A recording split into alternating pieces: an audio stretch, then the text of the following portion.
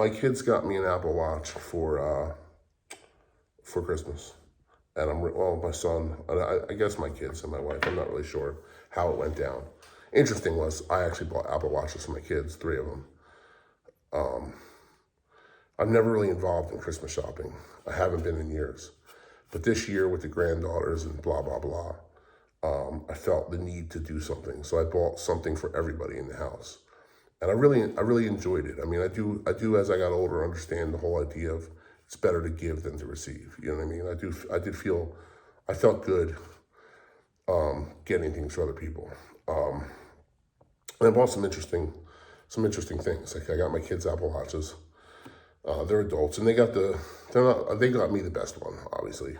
I got them the 8 series, but I had to buy 3 of them, so I kind of cheaped out a little bit.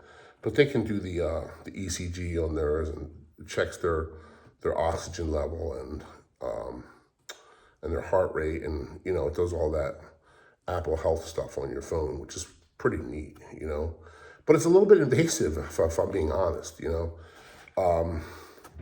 I like it because it's got a sleep tracker and I can track how I sleep at night. And what I've learned this week from having it is that I sleep like shit. I'm really not getting good sleep at all.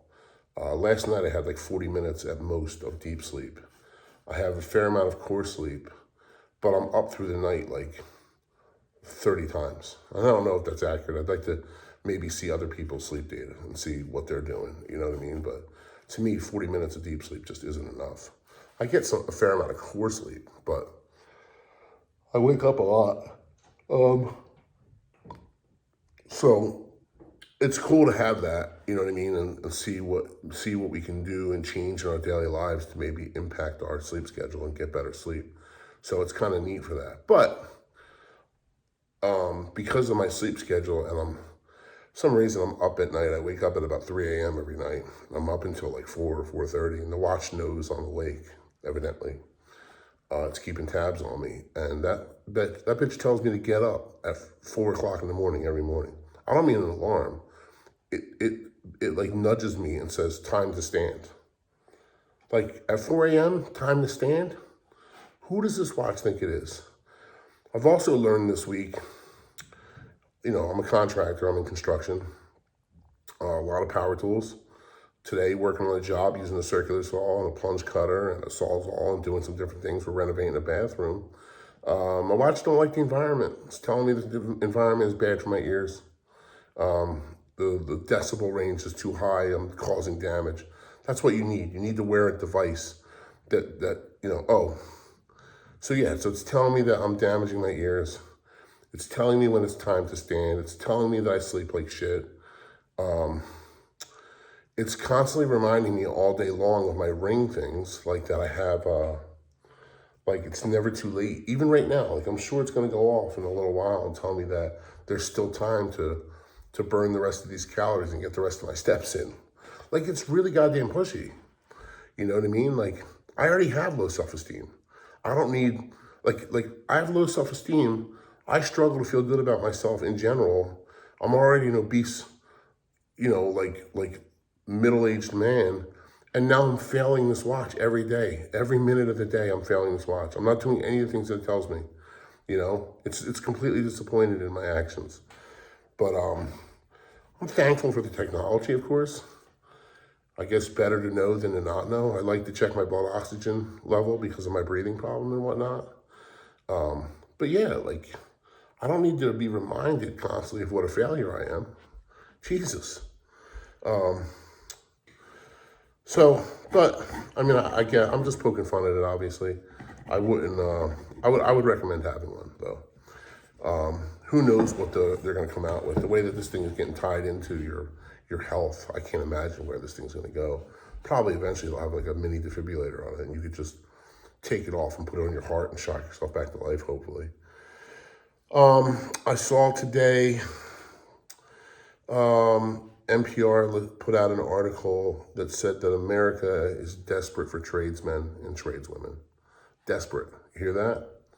So the last 40 or 50 year push of this higher education, this debt bubble of student loan debt that was jammed down our throats, about, If you want a good job in this world, you're going to have to go to school. You got to go to school and get yourself 80 or 90 grand in debt so that you can get out of school and spend the next 20 years paying it off and paying high interest rates on it so that you can have a good job.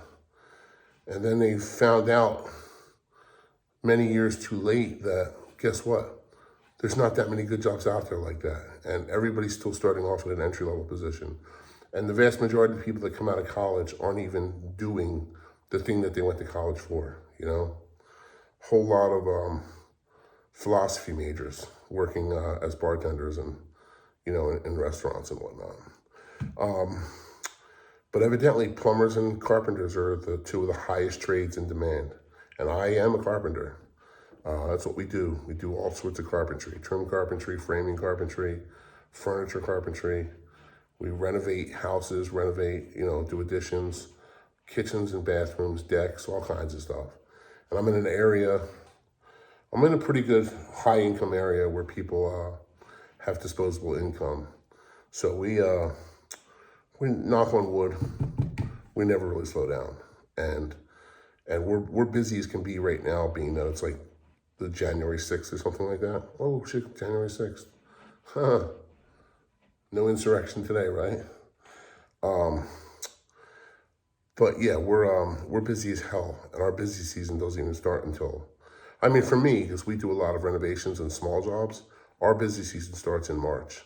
The people down here have summer homes and shore homes and beach homes, beachfront properties, and they start to panic come March because they know they got 2 months to get their house open and ready for all their big parties all summer long.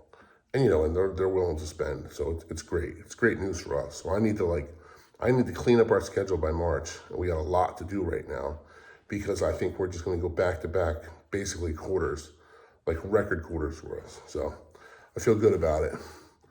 I'll keep you in the loop on that.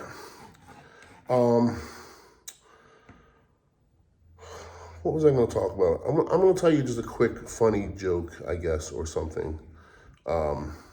We got into my son and I got into a heated argument or discussion today about astrology. He seemed like surprised that I would believe in astrology. We just happened to, I don't even know how we got on the subject, but we were talking about signs and I was talking about like traits. I think I was looking at it for my granddaughters, to be honest with you, to see what they are and what their traits are going to be. Because I'm kind of amazed that I have twin granddaughters, identical twin granddaughters that are being raised by me, my wife, and my daughter, and my other daughter, and my son for that matter, takes a village. And they're exposed to all the same things. As a matter of fact, because they're twins, we do that ridiculous shit of even putting them in the same outfits, like most of the time. Which I know is you're not supposed to do because it fucks up their individuality.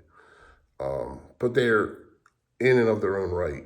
They have differences. You know what I mean? They look a lot the same, but their personalities are freaking polar opposites, which amazes me because nothing about their environment leads them to having different personalities. It's just amazing. It just is, But yeah, so somehow we got on the subject of astrology and my son immediately, he has a need to have everything be explained. And I don't mean explained like he doesn't understand, but he needs everything to have a valid explanation, like a logical based explanation on why things are. And he just can't accept astrology as a tool that people use to live their lives by, in a sense, and I don't know why. I don't know what his sticking point was. I told him it was no different than religion, right? Because, short of, no matter what you are religious-wise, there's no real concrete evidence of any of the stuff that, you learn in religion. It's all faith-based. So how is astrology any different? But we talked about the age of astrology, that it's been around since millennia, right? It basically, astrology, the belief in astrology and the planets and shit like that predates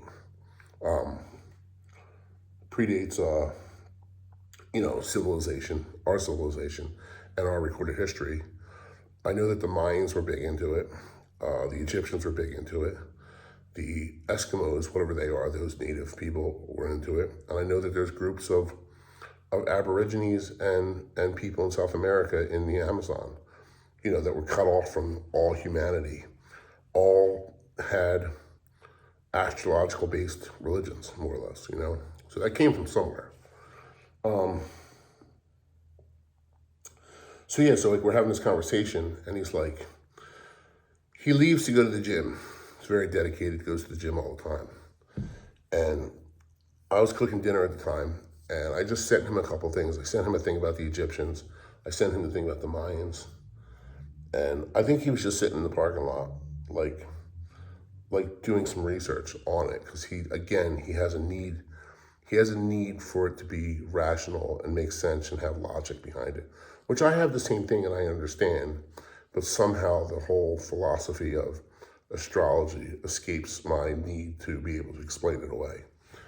So he sends me this text that says, it made me laugh, all right?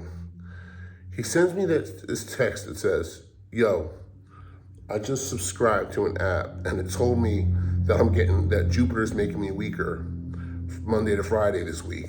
And there's no reason for me to try to do a PR at the gym tonight. And I just dropped my phone and I just busted out laughing. So I've never heard such a more ridiculous thing, but again, he takes everything so literally. And he was like, yeah, he goes, here I am trying to have a good workout. And I find out that the planet Jupiter is affecting my effort and my ability to get a good lift in, I know he was being sarcastic or satirical about it, which makes me laugh because I'm the same way. But it was goddamn hysterical. It really was. I hope anybody who listened to this gets a chuckle out of it because I wish I could have, I wish he would have said it to me and I could have recorded it because it's literally one of the most ridiculous things that I've ever heard in my life. And I quite enjoyed it, All right, that's it for tonight, I guess. A little bit shorter. I know I've been ranting because that's what I do. But I'm gonna try to get here again tomorrow night. We'll see what the news brings tomorrow. Talk some more about the Speaker of the House. Hopefully Hamlin is getting a little further along. And who knows what our government will do? I'm sure something will happen. They can't. I don't even know what's in the news cycle right now. I know the Dow was down, but I know that they can't let us talk about some things. So they'll have to create some kind of news thing to talk about so that we're not talking about these obvious things going on in the world, Oh yeah, last thing, I guess, just because I just saw this, I found this interesting. So we talked about the Ukraine and the Russian war the other day. So Vladimir Putin called for a ceasefire, a 72-hour ceasefire, right? And Ukraine rejected it. I wonder why. All right, YouTube, check us out, like and subscribe. Pass this on to all your friends and neighbors and family members. And we'll talk to you soon. Good night.